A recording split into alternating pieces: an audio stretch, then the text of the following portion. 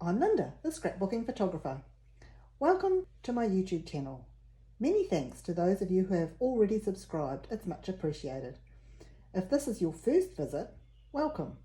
I hope you enjoy today's video. If you do, please subscribe and give us a thumbs up.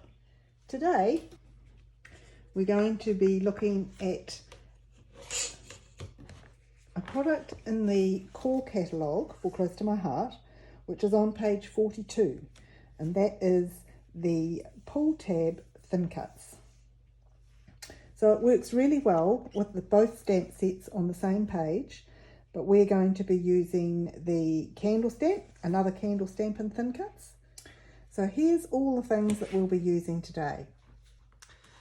The stamp set is really cool, and I've already gone ahead and used the Thin Cuts and the stamps to make what I need to go on the card, because the main reason for this video is to show the mechanics of using this Pull Tab Thin Cuts. So this comes with lots of little bits and pieces, and take it from experience, it pays to keep them all on this magnetic sheet because it's very easy to lose one piece, and I did spend a long time ferreting in my rubbish bin where it fell in accidentally. Okay, so I've already cut some little pieces out, namely the big tab, the little tab and the foldy tab. These ones are used directly on the card itself. So the card I'm making today is going to be for a very good friend of mine called Maria. Now I've already stamped it with the happy birthday from the stamp set and used an alphabet to put her name in and personalise it. I've also already coloured in the candles with the blending brushes, and used, I don't know if you can see it or not, but used the shimmer brush just to add a little bit of shine to the flames on the candles.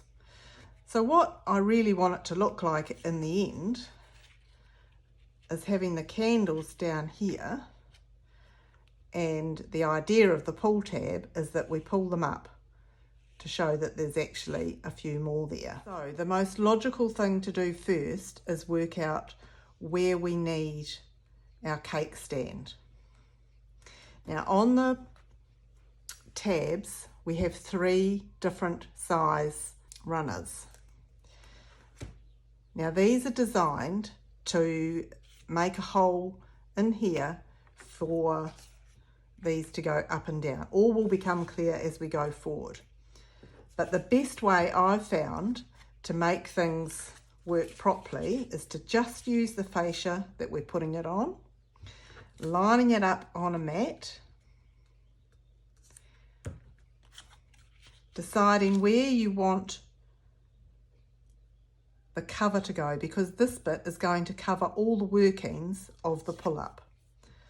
Okay, so if we want it there, it's a matter of deciding which of these tabs is the best length for what you want.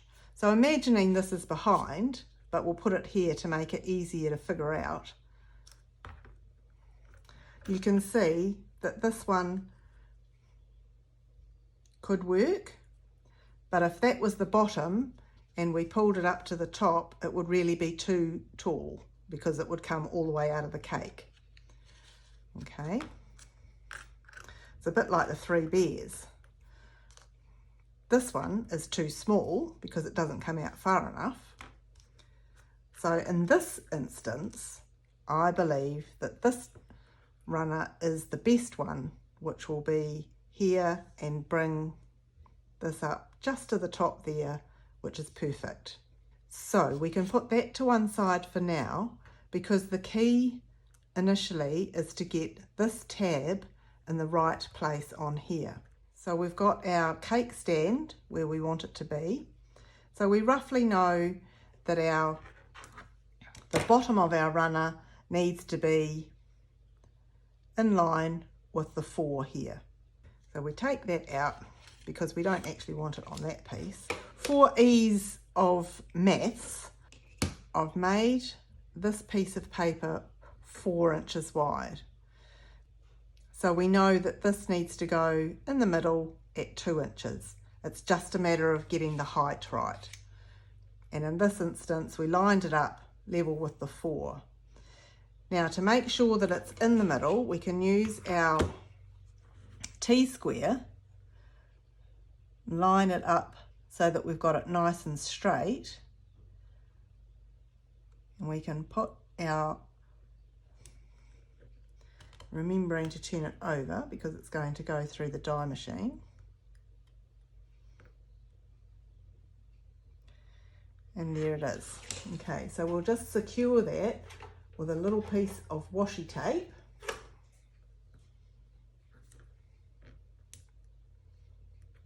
Now at the same time, while we've got it all measured, we're going to put the other piece at the top. Now this piece provides a nice little cutout for the tab piece, and it needs to be in the middle, it's directly above that, because it's going to pull the mechanism up. So putting it there and securing it again with a little piece of washi tape. It's a scrappy piece of washing tape, but it should work. Okay, so we know that that's in the middle because it's got the same line coming all the way through the middle. Okay, so I'm just going to put that through the die machine. Okay, so that's gone through, so we can take these pieces off. And remembering to put these back on the magnetic strip so that we don't lose them. And also this one. So you can see now, just put these other bits back here as well. You can see now we've got a nice neat hole here where the tab's going to come through, which will be covered by this. So the next step is to make this tab here. Now when you cut it, you'll see that there are lines where you can fold it. So where they go down, we go the opposite way and fold it into a third like that. Okay, and then these ones will come in here and fold like so.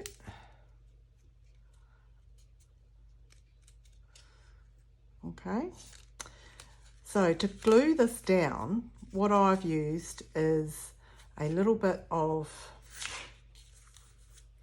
tape runner straight down the middle, but also a little bit of liquid glass. Now it's important that you don't get anything on the outside. It has to all stay in here because you don't want it to stick to the back of the card. Okay, so we're going to close that in here. Just make sure that's stuck down.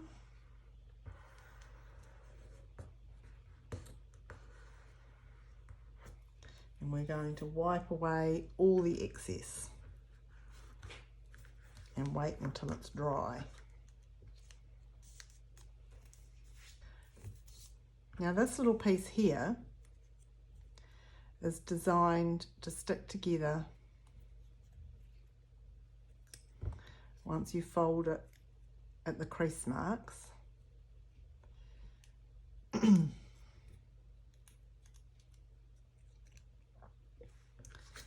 And it just helps slide this up. So again, we're going to stick it together.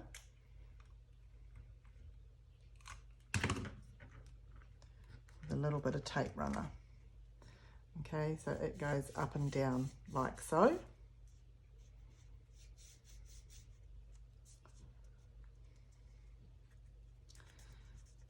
Now, this little tab here is designed to thread through our slot. So making sure you get both little tabs through. This is what your sliding piece sticks to. So again, using tape runner and just a tad little bit of liquid glass to make sure it sticks properly.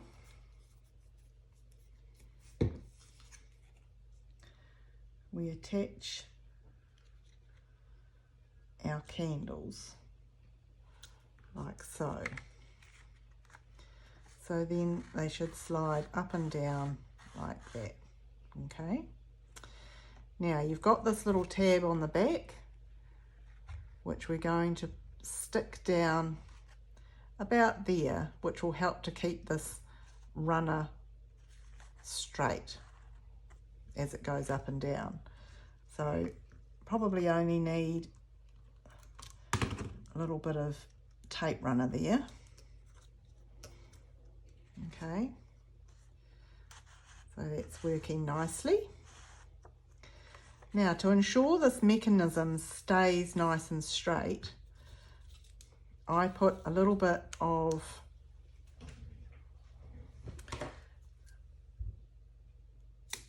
foam tape either side of it. So it doesn't need to be a lot. So I'm cut a piece off and then trim it down the middle and then put it either side of your little runner. Now that will just help also to keep everything nice and even.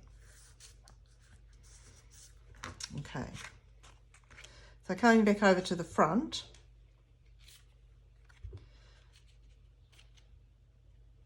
we also need to use the tape runner, the foam tape, to attach this, because you can see with tape runner, if we put it straight down, it doesn't give it a lot of leeway to move. Because this still has to slide up and down, you need to put the foam tape very much on the edge.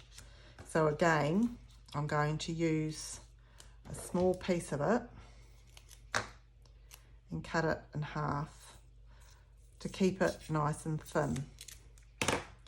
And then when I put it on here, I'm going right near the edge, as close as I can get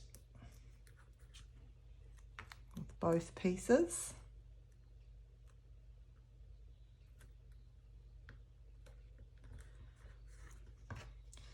Then we need a little bit along the bottom.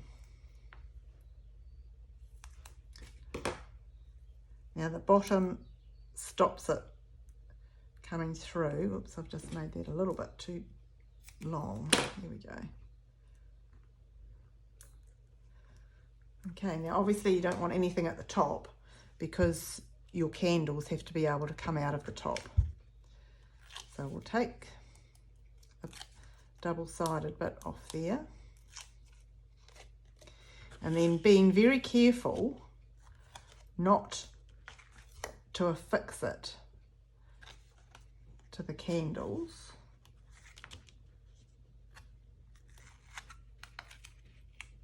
We're going to place this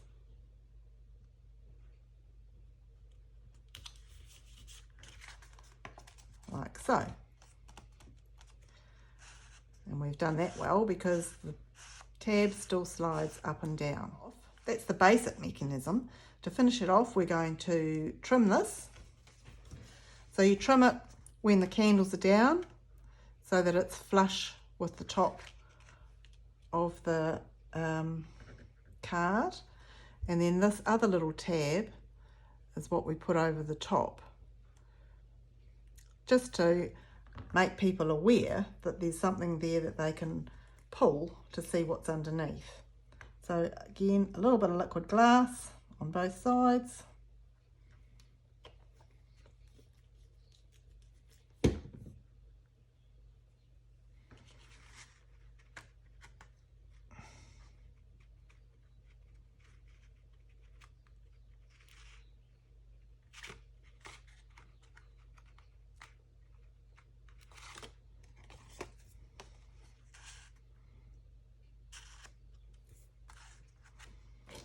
Okay, now to attach it to this, backing, we also need to use raised foam tape around here because we've done it to protect that. So a little bit more foam tape, including the bits that I took off before because I'd cut too much for the other piece. So we've got a couple of extra bits that we can just pop in the corners.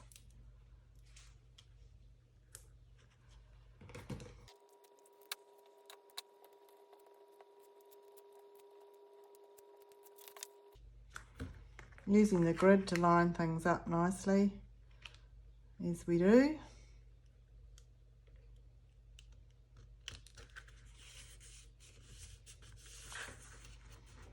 Pressing it down in those parts.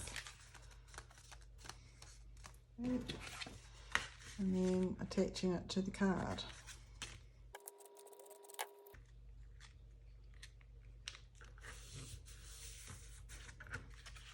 And there you have